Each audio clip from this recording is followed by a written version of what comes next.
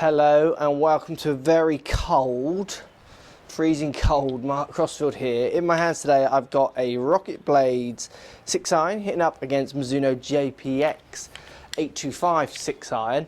Interesting video for you today. I'm going to compare these two with TrackMan and just show you what I've come to found when hitting these two clubs. Let's get stuck in.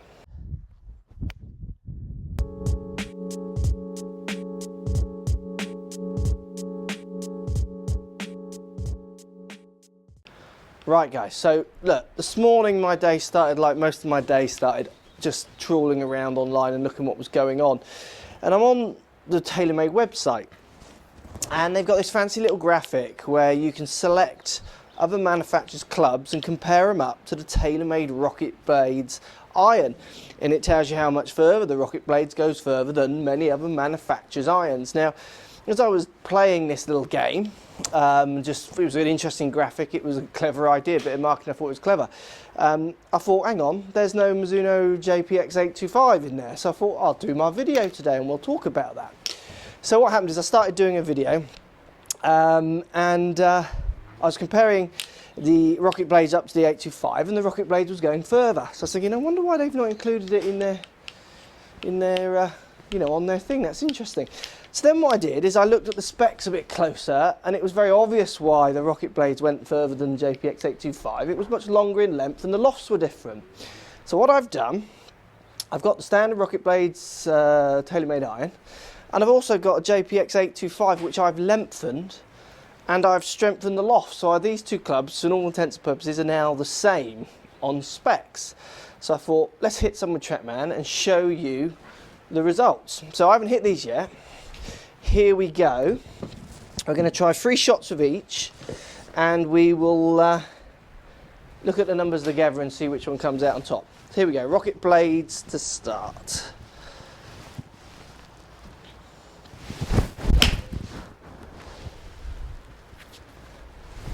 So we're looking for 3 equivalent strikes.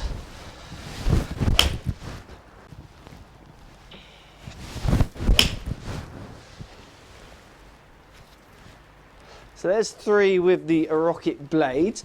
Not bad hits, hit them pretty well to be honest. So let's see what my souped up JPX825 can do. Here we go. And both clubs looking down at the ball actually look quite similar. It's quite interesting.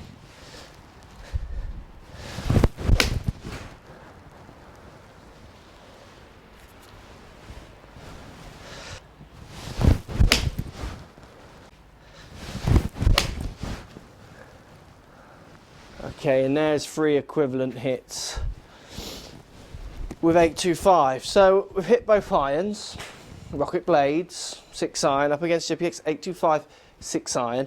Let's see the numbers and see how they compare. So let's take a look at the numbers. I've got the first 3 shots here with the TaylorMade RocketBladez. We've got a carry of 136. Now our balls, if I've explained in other videos, are different, they're less. So when I've done testing in the past with other clubs and real balls, you can see how it affects, the ball affects the flight, but it's equivalent for a proper ball. So don't be kind of put off by these numbers. They are lesser because of our neighbours. So carry 136 with a ball speed of 87, ball speed of 109. That is the RocketBladez numbers. If we compare them up to the JPX, you can see the JPX there. I mean, what's that? That's going 5 yards further with the same club head speed within points of a mile per hour. Ball speed is slightly faster with the JPX. Now, is that through strike or is it through performance of the club? And lots of this is going to be through strike. As I was recording this, I had to do quite a few sets of 3s to try and get equivalent strikes because it was my performance that was showing the different data more than anything else. These are the closest sets of 3 where the data was similar, subject to the quality of my strike. So when I did strike them all, actually on this occasion the JPX went a fraction further when I souped the JPX up to the similar stats that you get on the RocketBladez. So very interesting.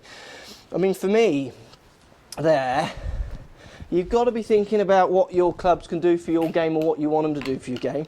This isn't saying that JPX825 is better than RocketBladez, but I can see maybe why it's not on their website, that it's one that it hits X yards further, because obviously when they were doing their testing they probably found that it didn't go any further, so they couldn't include it. You know, if you're looking for an iron which is semi-classic in its looks, so not too bulbous, and you're looking for an iron that's going to give you max distance, you know, JPX is cranked as well. It's not the most honest lofts in the world, but you know, the RocketBladez is very long and very strong in its lofts. Now, just a little note, you can't buy JPX825s like this. I've done this myself. Mizuno won't spec this club up like this, so it's something that you've got to bear in mind. But obviously, rather than hitting a 6-iron, you could just hit your 5-iron if you wanted to go for JPX. So, is the RocketBladez far further? Well, yes, it does hit further, but what is happening there? Is it this little thing, this gap on the bottom? The more I hit it, I would say no. But look, out of the two, if I had to guess without the data which one was going further, I would probably have guessed the RocketBladez was, because it makes a hell of a noise off the face, real loud crack, which does make you feel like it's going further. But when you get two clubs, similar specs, actually JPX825 without this little thing was going for me on that test further than RocketBladez. Let me know what you think, guys. Have you tried these on your test? Post comments down below. I'd love to hear what you come up with and what you think of this video. Speak to you soon. So if you like what's going on here, don't be afraid to subscribe to the channel. Also thumbs up the video, post comments, love to hear what you guys got to say. Let's keep it social. The more we talk, the more we share, the easier this game will get for everybody. So if you want to find me on Facebook here, you can find me on Facebook. If you want to tweet me, find me on Twitter here as well. Just follow the links, all in the description. Come and join the show, get active, get involved, get playing some better golf. Thanks for watching.